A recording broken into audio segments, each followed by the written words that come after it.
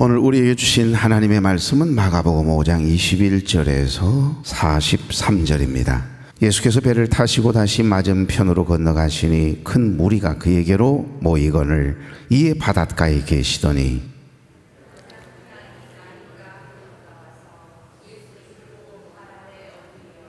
간곡히 구하여 이르되 내 어린 딸이 죽게 되었사오니 오셔서 그 위에 손을 얹으사 그로 구원을 받아 살게 하소서 하거늘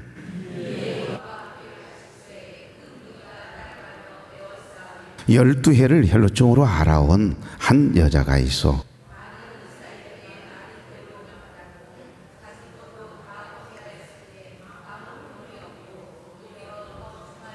예수의 소문을 듣고 무리 가운데 끼어 뒤로 와서 그의 옷에 손을 대니 이에 그의 혈루 근원이 곧 마름의 병이 나은 줄을 몸에 깨달으니라.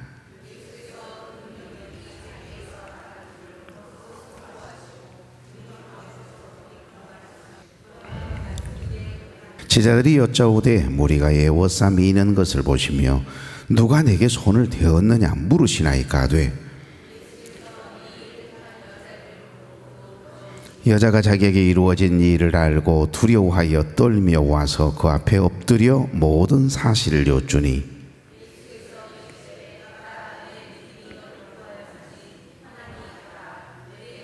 아직 예수께서 말씀하실 때 회당장의 집에서 사람들이 와서 회당장에게 이르되 당신의 딸이 죽었나이다. 어찌하여 손생을 더 괴롭게 하나이까?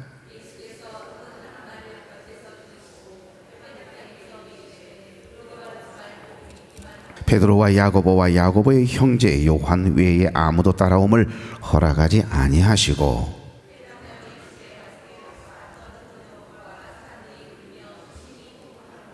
들어가서 그들에게 이르시되 너희가 어찌하여 떠들며 우느냐 이 아이가 죽은 것이 아니라 산다 하시니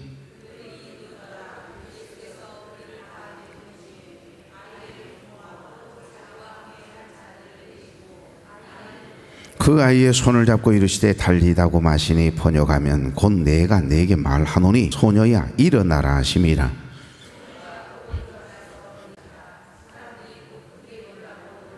다 같이요. 예수께서 이를 아무도 알지 못하게 하라고 그들을 많이 경계하시고 이에 소녀에게 먹을 것을 주라 하시니라. 아멘. 우리 좌우로 인사 나누죠. 좋은 날입니다. 네, 참 행복한 주일이네요.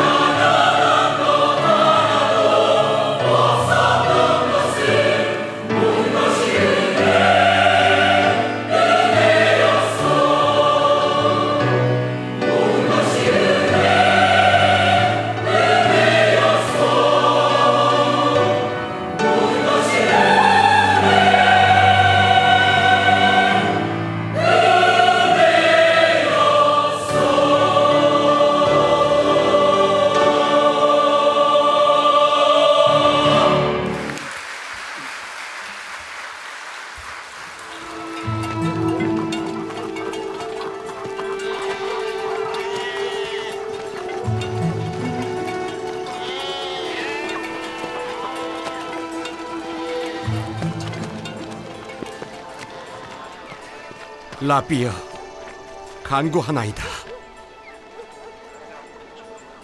제 어린 딸이 죽게 되어 누워 있사오니 원하건대 오셔서 그 위에 손을 얹으시어 아이가 치유되어 살게 해주시옵소서. 나를 너희 집으로 안내하라.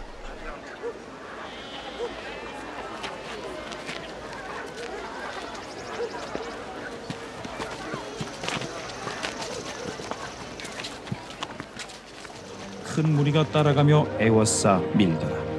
12해를 혈루증으로 알아온 한 여자가 있어 많은 의사에게 많은 괴로움을 받았고 가진 것도 다 허비하였으되 아무 효험이 없고 도리어 더 중하여졌던 차에 예수의 소문을 듣고 무리 가운데 끼어 뒤로 와서 그의 옷에 손을 대니 이는 내가 그의 옷에만 손을 대어도 구원을 받으리라 생각함일러라. 이에 그의 혈루 근원이 곧 마름에 병이 나온 줄을 몸에 깨달으니라.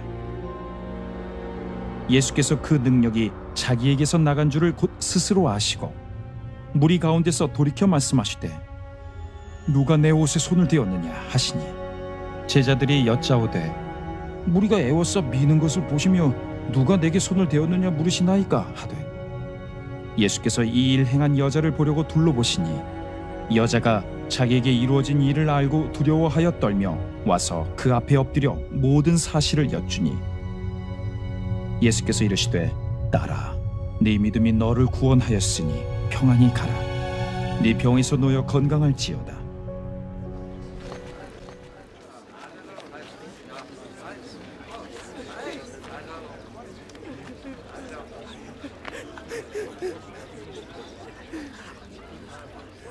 너희가 어찌 떠들며 우느냐? 이 아이는 죽지 않았고 자고 있느니라. 이 집에서 나가라.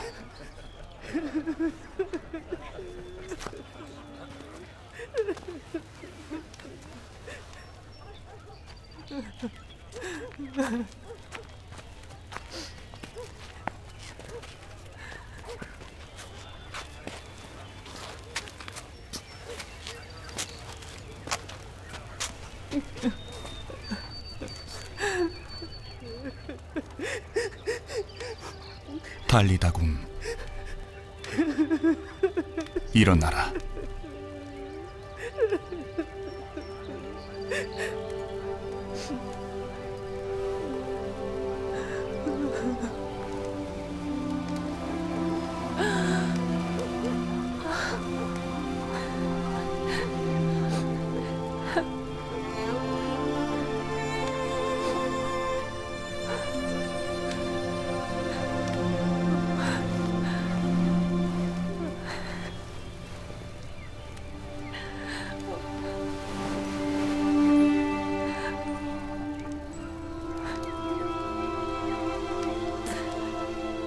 오늘 이 집에서 있었던 일을 누구에게도 알리지 마라.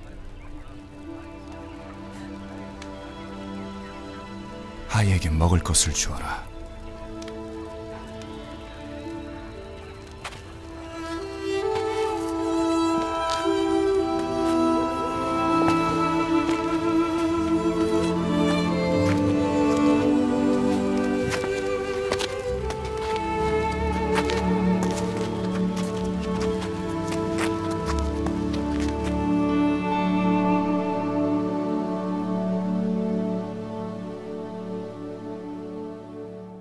지금 이 시간 나는 성령이 내 속에 계시다는 것을 확신합니다.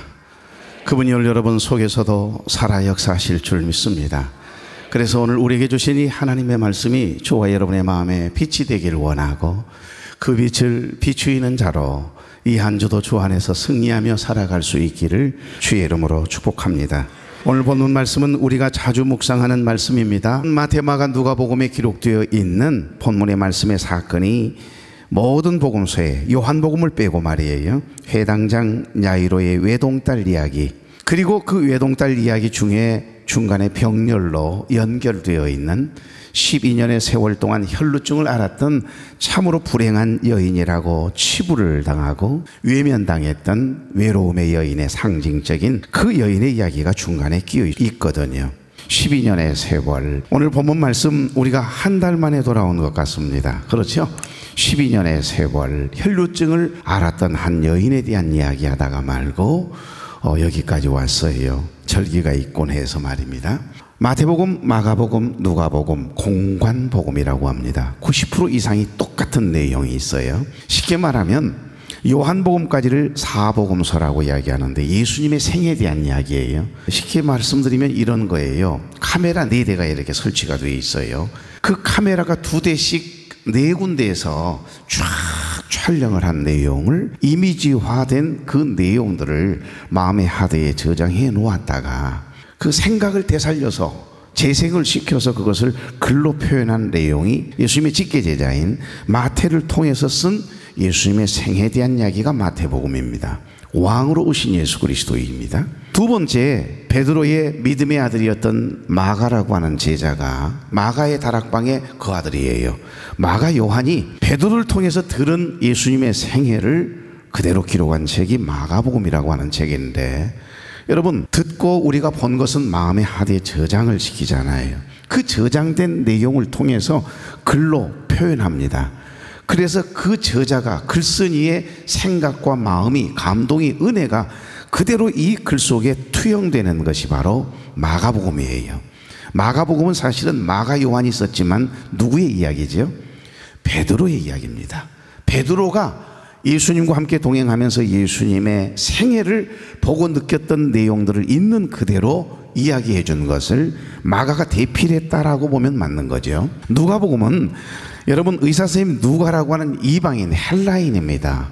그런 예수님을 따라다녔던 제자가 아니에요. 그러나 그가 복음을 듣고 회개하고 신실한 성품 좋은 의사답게 정말 사도행전을 쓰고 누가복음을 썼을 정도로 귀한 사람이 바로 의사선생님 누가예요. 물질이나 돈을 모으는 일에 관심이 없습니다.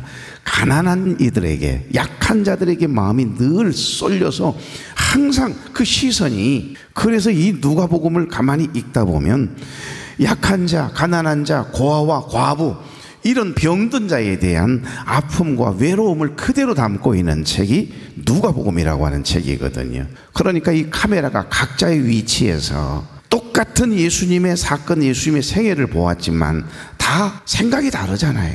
사고가 다르고 신앙관이, 가치관이 달라요. 그러니 자기의 생각과 자기의 마음, 그리고 자기가 경험했던 그 은혜들을 그대로 이야기하는 겁니다. 그러니 카메라가 위치가 다른 곳에서 보니까 갈릴리로 들어오시더니, 그러면 여러분, 들어오고 있는 예수님을 보았다는 이야기가 되는 게고, 예수님의 뒤를 따르다가 본 사람들 같은 경우에는 예루살렘을 지나가시는 모습을 보았잖아요. 그러니까 그 카메라의 위치에 따라서 내용이 조금 다를 뿐이지 똑같은 사건을 이야기하고 있는 겁니다. 마태, 마가, 누가, 공관복음은 90% 똑같습니다. 그러나 90% 이상이 마태, 마가, 누가복음에 없는 내용이 담겨 있는 책이 바로 요한복음이거든요.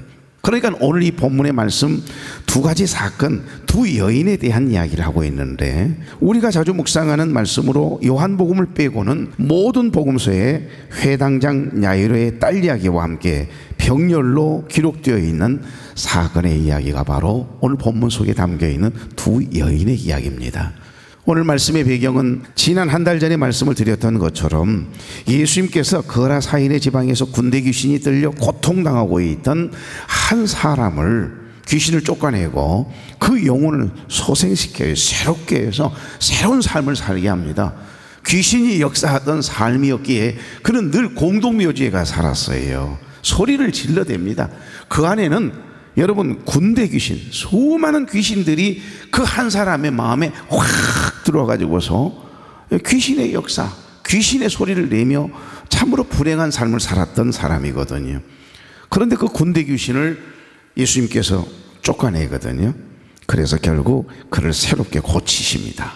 이 놀라운 기적을 행하신 후에 거라사란 도시는 갈릴리 바다 동쪽에 위치한 도시니까요. 예수님 배를 타고 맞은편으로 건너가십니다. 이때 많은 무리들 틈에 우리가 보았던 것처럼 영상을 보셨으면 좀 쉬웠을 텐데, 야이로라고 하는 그때 당시에 유대인들에게 존경받았고 칭송받았던 성경 박사이기도 하고요, 회당장이 예수님 발 아래 뜨거니 엎드렸어요. 예수님, 내 어린 딸이 죽게 됐습니다. 오셔서 12살 된 이 딸을 위해서 기도해 주시면 안 되겠습니까? 제발 내 딸을 살려주십시오. 하염없이 눈물을 흘리면서 그 점잖은 양반이 많은 사람들이 예수님 곁으로 지금 밀려오고 있는데 아랑곳하지 아니하고 그 딸을 위해서 무릎을 확 꿇는 거 보십시오. 체면이 무슨 소용이 있겠어요? 자존심요 무슨 소용이 있습니까? 내가 가장 사랑하는 12살밖에 되지 않는 이 늦둥이 외동딸이 죽게 됐는데 뭘 못하겠어요? 그도 그럴 것이 회당장 야이로는 학설에 의하면 나이가 많이 들어서 늦게 딸 하나를 얻게 되었다라고 하는 이야기가 전해지고 있습니다. 그러니까 이 회당장 야이로에게는 12살 된 이 외동딸이 어찌 보면 나의 삶의 에너지였죠. 그동안 12년의 세월을 가만히 돌아보면 기쁨이고 행복이고, 나에게 이런 예쁜 딸, 외동딸을 하나 주어서 내 늦지막하게 나이가 들어 얻은 이 딸 때문에 내 삶이 너무 달라졌다라고 생각할 만큼 이 외동딸은 삶의 의미이고 삶의 전부라고 할 수 있었습니다. 그런데 그 귀한 외동딸이 병을 앓게 되어 시름시름 앓더니 사경을 헤매고 있는 거예요. 여러분, 같은 내용이 기록되어 있는 누가복음서에 보니 12살 된 외동딸이 죽어간다 이렇게 기록이 되어 있습니다.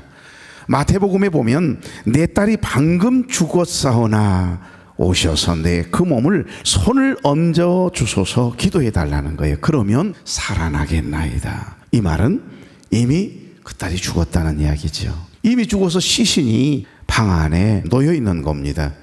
여러분, 예수님은 회당장 야이로의 집으로 가자, 그리고는 출발하게 돼요. 그러나 예수님이 이곳에 오셨다라고 하는 이야기를 듣고 얼마나 많은 사람들이 모여드는지 인산인해를 이루어요. 그래서 앞으로 전진할 수 없습니다. 그런데 하필이면 이렇게 그렇지 않아도 마음이 급해 있는데 그곳에 있어서는 아니 된 한 여인이 그 자리에 있었습니다. 12년의 세월이 흐르는 동안 계속해서 하혈을 하는 거예요. 혈루증을 앓고 있었던 이 여인이 많은 사람들이 있는 곳에 와서는 안 되는 사람이거든요. 그런데 어떤 연유인지 그가 예수님 뒤에 있다가 말고 예수님의 옷자락을 만져버린 겁니다. 그러니까 오늘 본문은 예수님의 기적이 두 사람의 삶에 임하는 장면이 아주 아름답게 그려져 있거든요.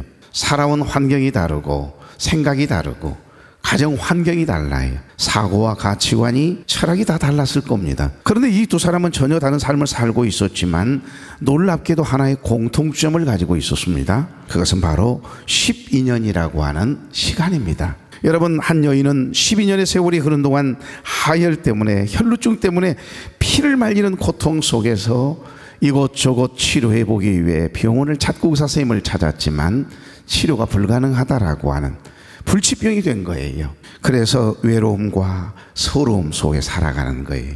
슬픔 가운데 죽음만을 기다리고 있는 여인이었습니다. 또 다른 한 소녀는 12년의 세월 동안 부모님의 특별한 사랑을 독차지하면서 충분한 사랑을 받아온 회당장 야이로에 따른 그동안 12년의 세월은 삶이 너무너무 행복하고 부러울 정도였지 않겠습니까?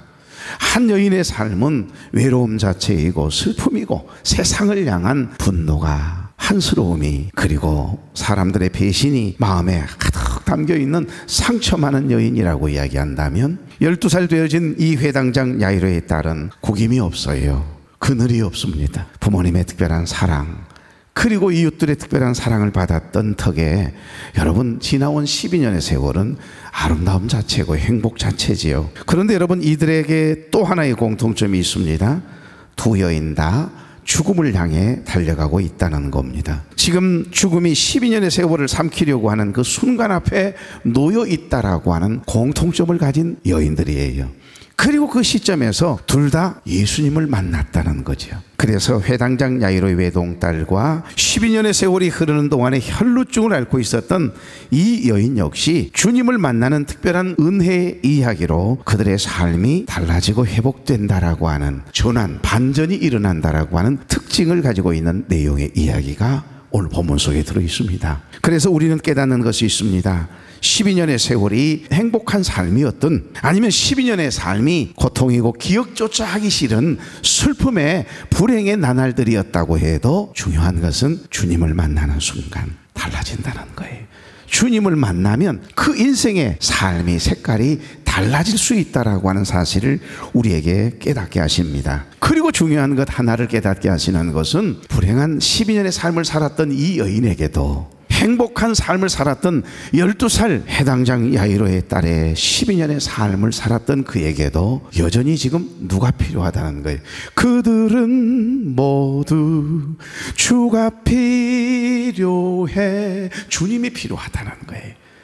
불행한 12년의 세월을 살았던 이 여인에게도 행복한 삶을 살았던 이 소녀에게도 지금 당장 죽음 앞에 서 있는 이 두 여인에게 주님이 필요하다는 거예요. 주님을 만나야 한다라고 하는 공통점을 가지고 있는 겁니다. 이것이 인생이고 우리의 삶이에요.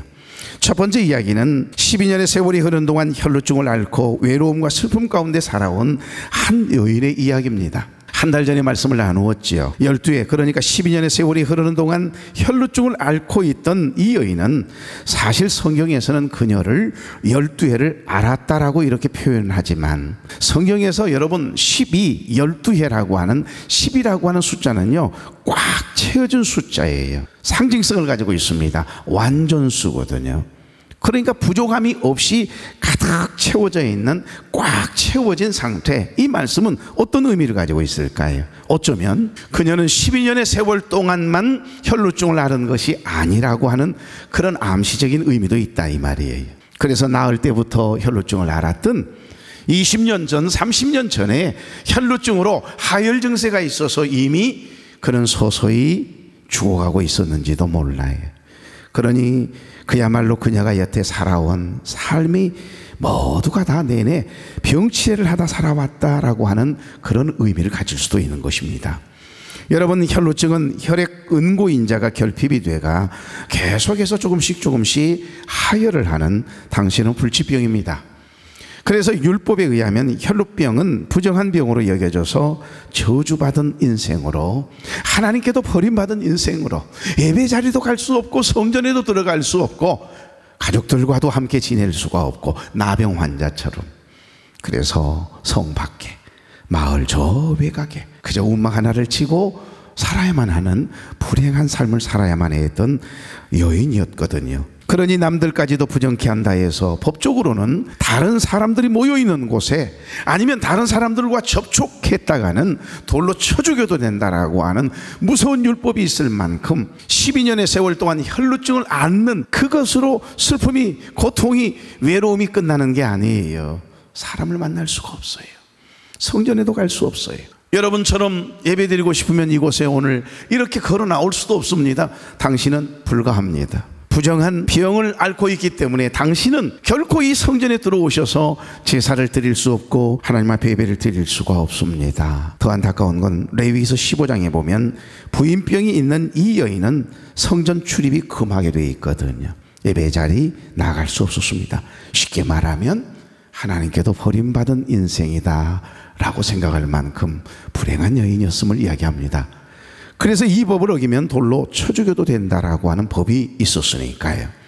하지만 이 여인은 예수님이 이 지역에, 이 마을에 오셨다라고 하는 이야기를 듣고 예수님의 옷자락만이라도 내가 만져보면 나을 것 같다라고 하는 믿음이 생긴 거예요. 그 믿음이 그렇게 중요해요. 그녀는 돌에 맞아 죽는다고 할지라도 너 주님의 옷자락 한 번만 만져보고 죽자라고 하는 그런 생각으로 죽을 각오로 그 많은 사람들 틈을 비집고 주님에게로 전진한 거예요. 그래서 주님 뒤편에 섰어요. 그리고 주님의 옷자락을 살포시 잡고는 놨겠지요. 아무도 몰래 그리했는데 이상한 일이 벌어졌습니다. 우리 예수님께서 세상에 말씀을 전하다가 말고 갑자기 당신의 옷자락을 만지는 순간 당신에게서 이 능력이 병자에게 누구에게인가 나간 것을 느끼셨던지 내게 손을 댄 자가 누구냐라고 질문하십니다. 이때 주님 가까이에서 수행하고 있었던 이 수제자 베드로가 아니 주님, 이렇게 많은 사람들이 모여들어 밀고 밀치는 이 상황에 아니 몸을 기댈 수도 있고 옷을 만질 수도 있고 그럴 수도 있는 것이지 그런 걸 물으시고 그러세요, 주책 없이. 그랬더니 예수님이 아니다, 그게 아니다, 분명 내게서 능력이 나갔느니라 그러세요. 이때 여인 더 이상은 예수님을 속일 수가 없다 여겼던지 주님 앞에 나와 납작 엎드리거든요. 예수님, 제가 만졌습니다. 저를 죽여주십시오. 하지만 주님, 놀라운 일이 벌어졌어요. 주님의 옷자락을 살짝 만졌는데 그 만지는 순간에 내 하혈이 멈춘 것이 느껴졌어요. 내 병이 깨끗이 나아졌습니다. 그러는 겁니다. 그때 예수님께서 환히 웃으시면서 하신 말씀이 34절이에요. 다 같이 뒤가테르, 헬라어예요. 뒤가테르, 내 딸아 그래요. 내 사랑하는 딸아, 얼마나 다정한지. 뒤가테르, 내 딸아, 내 믿음이 너를 구원하였으니 평안히 가라. 내 병에서 놓여 건강할지어다. 그러시네요. 이제 둘에 맞아 죽었구나 라고 생각을 했는데 웬걸 뒤가테르라니요. 지나온 슬픔에 외로움에 가족들도 부모님들도 형제들도 친척들도 친구들도 다 떠나버린 외로운 삶의 12년의 세월이 주마등처럼 지나가지 않았겠어요. 어느 누구 하나 나에게 다가와 따뜻한 음성으로 내 사랑하는 딸아, 내 사랑하는 아들아 불러준 적이 없는데 나같이 병든 몸으로 12년의 세월 서름과 슬픔 가운데 살았던 나에게 뒤가테르라니요. 내 딸아, 내 믿음이 너를 구원하였으니 평안히 가라. 주님이 그저 내 딸아, 뒤가테르라고 하는 한마디 해주셨는데 주님이 불러주시는 그 따스한 음성에 그만 이 여인의 가슴 속에 패이고 패인 응어리진 그동안의 12년의 세월 동안 쌓이고 쌓였던 아픔과 서운함과 서름과 세상을 향한 분노가 미움이 한순간 다 녹여지고 하나님의 은혜가 강물이 되어 그의 가슴을 적시기 시작해요. 한없이 울었겠지요.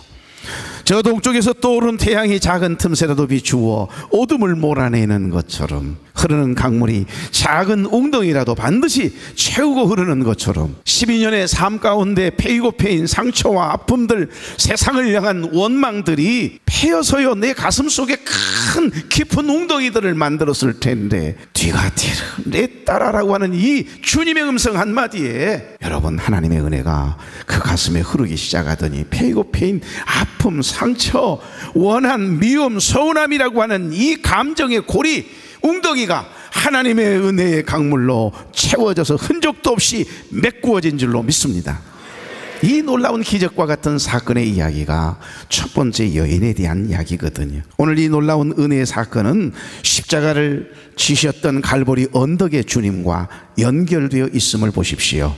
예수님께서 이 여인의 12년의 세월의 아픔과 슬픔을 제하여 주시려고 부끄러움을 개의치 아니하시고 우리가 당하는 슬픔, 우리가 당하는 고통, 우리가 당하는 불행, 상처와 아픔들, 한맺음들을요 다 녹여서 없애버리시려고 거기에 매여서 사는 저와 여러분을 불쌍히 여기시고 우리를 죄와 사망의 법에서 벗어나게 돼 해방되게 해주시려고 우리 주님은 벌거벗은 채로 우리를 대신하여 우리의 부끄러움을 없애주시려고 십자가 위에 벌거벗은 채 우리를 대신하여 죽으신 거예요. 그리고 사흘 만에 죄와 사망의 권세를 깨뜨리시고 부활 승천하셨어요. 그리고 지금도 여전히 우리 하나님 우편에 앉아 계세요. 그리고 하나님의 영 보혜사 성령님을 통해 우리 안에 내주하고 계세요. 그래서 우리와 함께하고 계십니다. 여전히 여러분에게도 어떤 상황에 놓여 있습니까? 뒤가테르, 내 사랑하는 딸아, 내 사랑하는 아들아 불러주시는 주님의 음성이 들려지는 여러분 되길 바랍니다. 죄 빠져 헤매이다가 지쳐버린 나의 모습은 못 견디는 아픔 속에서 그렇게 쓰러졌을 때 아무도 오는 사람이 없어 정말로 난 외로웠네. 그때 주님 내게 찾아와 뒤가테르 사랑으로 함께 하였네. 수많은 사람 중에서 주님이 날 부르실 때에 설레이는 나의 마음은 그렇게 기쁠 수 없네. 이제 나도 주님 위하여 내 모든 거 다 드리리. 내가 가진 모든 것들을 아낌없이 주께 드리리. 병든 자여 내게 오라. 가난한 자 내게 오라. 죄 빠진 많은 사람들아 모두 다 내게 오라. 슬픈 자여 내게 오라. 괴로운 자 내게 오라. 삶에 지친 많은 사람들아 모두 다 내게 오라. 뒤같이 내 딸아, 내 사랑하는 아들아, 내 믿음이 너를 구원하였으니 평안히 가라. 내 병에서 놓여 건강할지어다. 이 주님의 음성이 여러분의 생애 가운데 매 순간마다 슬픔에 쌓여 있을 때마다 아픔과 불행이라고 생각하며 외로움 가운데 있을 때마다 주님의 옷자락을 만질 때 이 음성이 들려질 줄로 믿습니다. 이 주님의 음성이 들려져야 우리가 살아요. 우리의 인생이 빛이 나요. 우리의 삶이 달라질 수 있는 겁니다. 자, 두 번째 오늘 본문 속에 담겨져 있는 이야기는 회당장 야이로의 12살 된 외동딸이 주님을 만나는 너무너무 아름다운 이야기가 담겨져 있습니다. 여러분, 회당장 야이로의 외동딸은 어찌 되었을까요? 오늘 목사님 봉독했던 그 본문을 보시면 알 수 있듯이 제일 먼저 그 지역에 수많은 사람들이 몰려들 때 제일 먼저 뛰어간 사람이 회당장 야이로였습니다. 예수님, 저 딸이 12살밖에 되지 않는 이 외동딸이, 이 귀한 딸이 죽게 되었습니다. 우리 집에 좀 가셔서 한 번만 기도해 주시면 살 것 같은데. 그러면서 무릎을 꿇고 간청했던 그 회당장 이야기가 진행이 되다가 말고 느닷없이 12년의 세월 동안 혈루증을 앓았던 이 여인이 그래도 번호표는 뽑고 들어오셔야 될 거 아니겠어요? 세상에 중간에 불쑥 들어와가지고서 치료함을 받고 기적을 경험하잖아요. 그럼 회당장 야이로의 딸은 어쩌라고? 아니, 지금 죽게 돼가지고서 오늘 내일 하고 있는데 그 딸은 어떡하라고요? 그래서 한참 이 말씀을 묵상하다 보면 참 별나다, 특별하다, 그런 생각이 들어요. 그 급한 상황에 왜 혈루증 여인은 끼어들어가지고서 우리 딸 살리는 일을 방해하느냐고 이런 생각이 들 법도 하잖아요. 자, 어찌되었든 예수님께서 가던 길을 멈추시고 12해 동안 혈루병을 앓고 있던 이 여인을 만나고 있는 동안에 회당장의 집에서는 어떤 일이 벌어졌는지 한번 보실래요? 오늘 35절입니다. 다 같이. 아직 예수께서 말씀하실 때에 회당장의 집에서 사람들이 와서 회당장에게 이르되 당신의 딸이, 여러분, 지금 회당장 야이로의 딸이 어떻게 됐습니까? 죽었어요. 죽었대요. 회당장님, 그 외동딸이 죽었어요. 너무 더 이상 예수님 괴롭히지 마세요, 이 말이잖아요. 얼마나 충격적인 이야기입니까? 수고하실 필요 없다는 거예요. 집에 모시고 올 필요가 없대요. 여러분, 마태복음 9장 23절에 보니 예수께서 그 관리의 집에 가사 피리 부는 자들과 떠드는 무리들을 보시고 그랬어요. 유대인의 풍속에 따라서요, 죽은 자를 위해서 사람이 이렇게 이제 죽으면 그 장례식장에 피리를 불어주는 사람 2명을 돈을 주고 샀었어요. 그러니까 이미 이 회당장의 야이로의 딸, 회당장 야이로의 딸 12살짜리 딸은 죽었어요. 피리 부는 2 사람이 와서 피리 소리가 나요. 피리를 불고 있다니까 예수님이 갔을 때 이미 죽은 겁니다. 거기에다가 곡을 해주는 하면서 울어주는 알바생이 있었다니까요. 울어주는 사람이 한 명이 있었다라고 하는 이야기를 성경에 기록하고 있습니다. 이 말은 이미 죽은 거예요. 여러분, 그런데 예수님께서 그가 하는 말을 곁에서 들으시고 뭐라고 하죠? 36절 시작. 두려워하지 말고 믿기만 하라 그래요. 회당장님, 딸이 죽었어요. 숨을 거두었다니까요. 그래서 피리 부는 사람들 2명 썼고요, 울어주는 사람 1명이 와서 울고 있거든. 이 말은 이미 장례식 준비하고 있다는 이야기잖아요. 근데 그 이야기를 가만히 듣고 계시던 우리 주님께서 두려워하지 말고 믿기만 하라. 곡하고 피리 부는 자들을 향해서는 그 집에 도착하자마자 39절 들어가서 그들에게 이르시되 너희가 어찌하여 떠들며 우느냐, 이 아이가 죽은 것이 아니라 잔다 하시니. 여러분, 마가복음 5장 40절 그랬더니 그들이 뭐 했다고요? 비웃더라. 이미 죽었는데 웃긴 소리하고 있네. 그런데 예수님은 그들이 비웃든 말든 상관하지 않고 그들을 그 방에서, 시신이 있는 그 방에서 나가라고 그들을 다 내보내신 후에 회당장 야이로의 부부와 함께 했던 제자들과 함께 방에 들어가 그 아이의 손을 잡고 선포하잖아요. 달리다금 내 딸아 일어나라. 내가 내게 말하노니 소녀야 일어나라.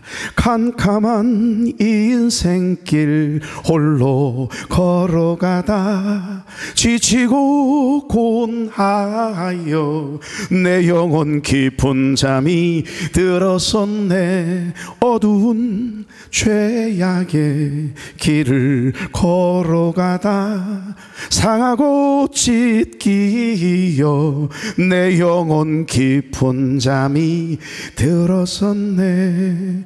내 영혼 어둠에 방황할 때 어디선가 들려오는 주님 음성.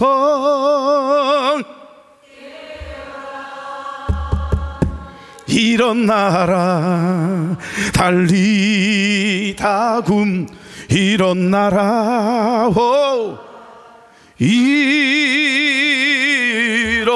일어나라. 죄악에 잠자던 영혼아 달리다금 깨어라. 일어나 걸어라. 어둠은 물러가고 새날이 다가오네. 주님 오실 날 멀지 않네.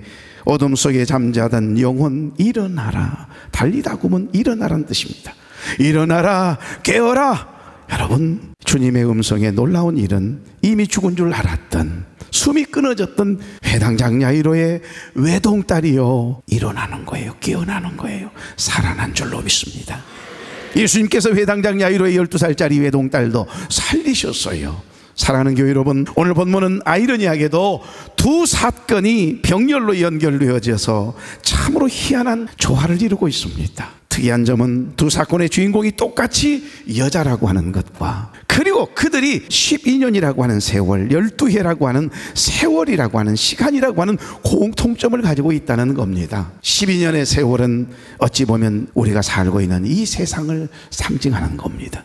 아니요, 저와 여러분이 살아가고 있는 휴먼 라이프, 숨이 붙어 있는 순간 경험하는 인생을 의미하는 거예요.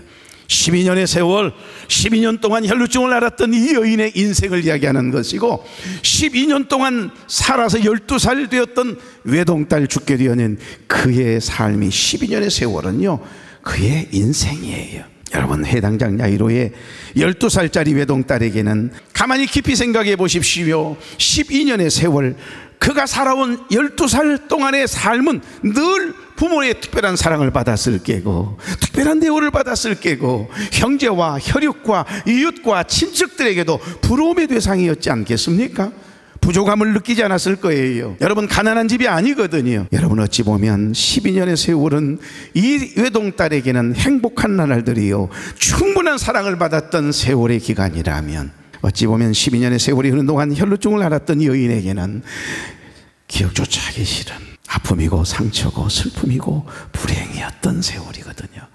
그러니까 어떤 이들에게는 똑같은 인생을 살아가지만은 똑같은 12년의 세월이 흐르는 동안에 슬픔의 연속일 수 있고, 어떤 이들에게는 불행의 연속일 수 있고 행복의 연속일 수 있다라고 하는 것을 우리에게 말씀하는 거예요. 똑같은 하루여도 어떤 이에게는 행복의 순간들일 수 있지만 어떤 이들에게는요 슬픔의 날일 수 있잖아요.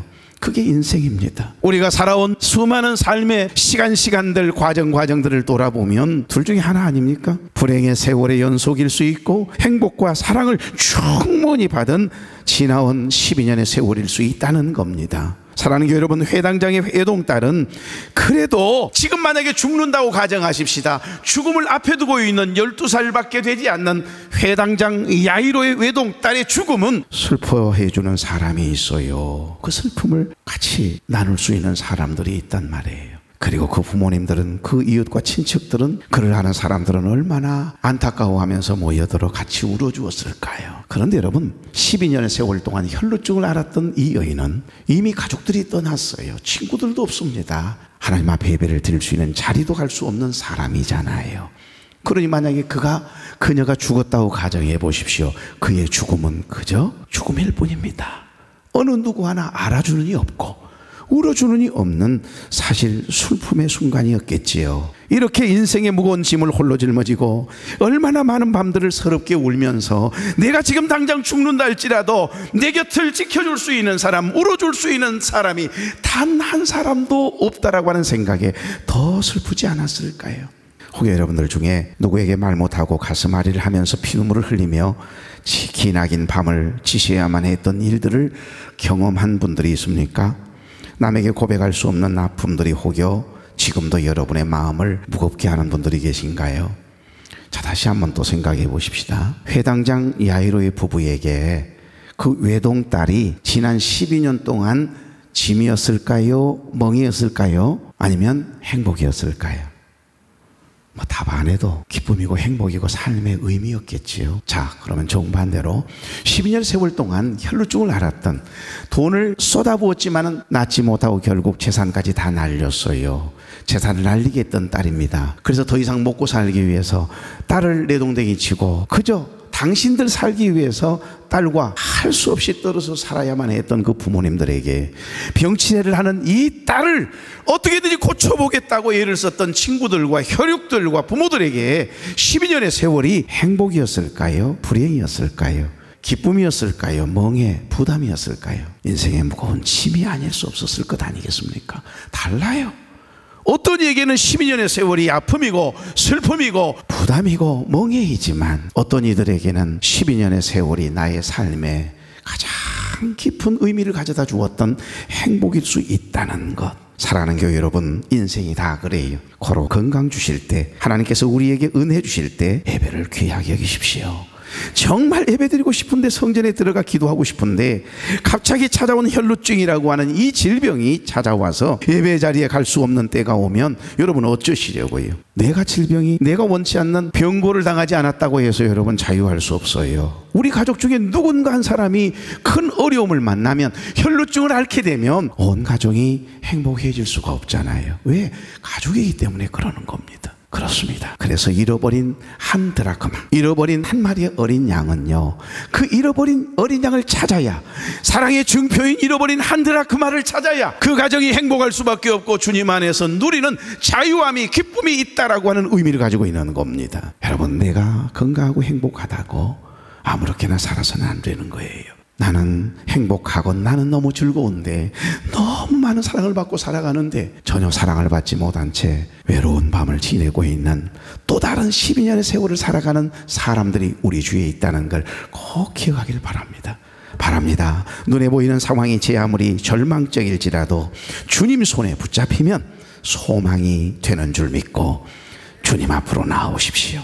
주님 옷자락만 만지면, 우리 하나님께서 능하신 오른손으로 만져주시기만 하시면 지나온 삶이 어떠했던, 불행이었던, 행복이었던 상관없습니다. 주님이 필요한 그들에게 주님이 찾아와 주시고 주님이 만나주시고 주님의 옷자락을 만지는 놀라운 기적을 경험하게 되면 그들의 인생이 완전히 달라진다는 것, 그것을 우리에게 깨닫게 해주시는 말씀이 오늘 본문의 말씀이에요. 문제는 믿음이 없는 것이 문제입니다. 그 불행, 그 슬픔을 믿음으로 승화시키는 혈루증 여인의 그 믿음을 우리는 배워야 합니다. 그리고 사랑하는 그 딸, 그 외동딸이 죽게 되었을 때 간절한 마음으로 그의 딸을 주님에게 맡기면 주님께서 살리실 수 있다라고 하는 그 믿음을 가졌던 부모의 그 믿음이 외동딸을 살린 것 아닙니까? 12년의 세월은 그걸 우리에게 깨닫게 하십니다. 회당장 야이로 부부는 12년의 세월이 흐른 동안 단 한 번이라도 그 외동딸을 키우면서 인생의 짐이라 여겨본 적이 있었을까요? 아마도 없었을 거예요. 내 딸아 달리다곰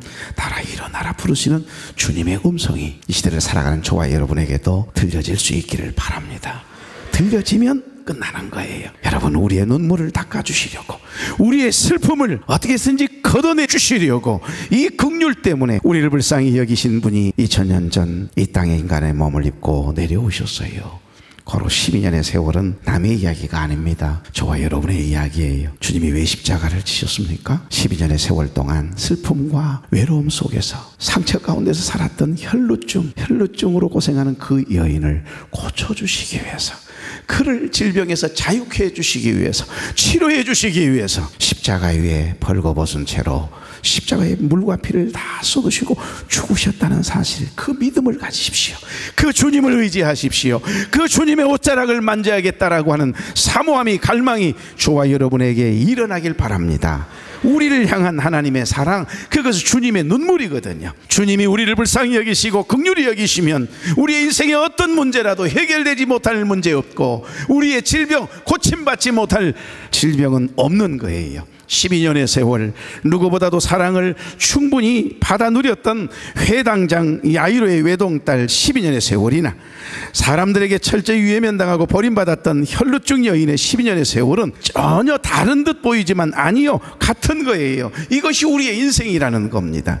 사랑하는 교회 여러분, 어떤 경우에라도 남을 탓하고 원망과 불평의 소재를 삼지 마십시오. 주님을 만나는 기회 삼으십시오. 그럼 되는 것입니다. 고침받고 회복될 수 있는 기도하는 기회 삼으면 우리 주님은 반드시 저와 여러분에게 찾아오세요. 그리고 만나주시고 치료해 주시고 우리를 회복시켜 주실 줄로 믿습니다. 주님을 만나는 순간 누구를 막론하고요, 어떤 인생의 과거를 가지고 있든지 상관없어요. 누구든지 예수 그리스도의 손에 붙잡힐 때 구원은 시작되고, 예수 그리스도 안에 있으면 우리의 12년의 세월 속에 쌓이고 패인 근심과 슬픔이 변하여 기쁨이 되게 하실 줄로 믿습니다. 12년의 세월, 이것이 세상이고 이것이 인생이에요. 이건 남의 이야기가 아닙니다. 우리들의 이야기예요. 아니요, 내 이야기입니다. 우리 모두 주님의 옷자락을 만지고 싶은 그 간절한 사모함이, 갈망이 늘 예배 가운데 늘 일어나길 바랍니다. 찬양을 통해, 말씀을 통해 주님의 옷자락 만짐을 경험하면 우린 치료되고 회복되고 우리 마음에 응어려진 것들이 녹여질 줄로 믿습니다. 오늘 이 찬양의 고백이 저와 여러분의 고백 되길 소망합니다. 사랑하는 교회 여러분, 여러분에게 12년의 세월은 무엇입니까? 조용히 눈을 감으시고 한번 생각해 보십시오. 혹시 누구에게도 말 못할 가슴앓이, 슬픔과 외로움이 있습니까? 오늘이 기회입니다. 주님의 옷자락을 붙드십시오. 교회는 주님의 몸이거든요. 이곳에서 찬양하고 기도하고 말씀을 듣는 이 예배는 우리 주님의 옷자락을 붙잡는 시간인 줄 믿습니다. 그래서 깨닫습니다. 믿음은 예수님의 옷자락을 만지는 것이고, 회복은 그분의 음성을 듣는 것이다. 절망과 슬픔의 12년을 은혜의 12년으로 바꾸시는 우리 주님께 온전히 맡겨드려 보십시오. 그 순간 주님께서 만져주시고, 뒤가티르, 내 사랑하는 딸아, 내 사랑하는 아들아, 그동안 내가 너무 아팠느냐 슬펐느냐 말씀해 주시는 주님의 음성이 들리게 하실 거예요. 그럼 끝나는 거예요. 나의 평생에 가장 복된 일은 하나님, 내가 예수님을 만난 것입니다. 이 고백이 여러분의 고백 되게 하실 줄로 믿습니다. 오늘 이 마지막 찬양 고백이 여러분의 고백 되길 바랍니다. 우리는 오늘 12년의 세월을 살아낸 한 여인의 삶의 이야기를 함께 나누었습니다. 누구에게도 말하지 못하고 아무에게도 환영받지 못한 인생이 주님의 옷자락 하나 만졌을 뿐인데 고침받고 위로받고 뒤가 테르, 내 사랑하는 딸아 불러주시는 주님의 특별한 은혜를 받아 누렸음도 보았습니다. 인생의 모든 문제가 한순간 해결되는 은혜를 경험하는 이 여인을 통해 우리의 인생을 돌아보며 은혜를 나누게 하신 하나님 감사합니다. 우리 교회가, 우리의 가정이, 오늘 이 예배가 이 세대를 향한 주님의 옷자락이 되게 하옵소서. 그 절박한 믿음으로 주님을 만나는 은혜를 경험하는 우리의 삶의 현장들이 되게 해 주시옵소서. 우리의 병든 몸, 상한 마음, 지친 영혼을 치유해 주시는 그 하나님의 특별한 은혜를, 기적과 같은 은혜를 매 순간마다 경험하며 간증하는 우리 교회 공동체 되게 하옵소서. 이제는 우리 주 예수 그리스도의 은혜와 하나님 아버지의 극진하신 사랑과 성령님의 감동, 감화, 교통, 위로, 축복, 인도하심의 역사가 사랑하는 종들의 머리 위에 이제로부터 영원토록 함께 계시기를 간절히 축원하옵나이다. 아멘.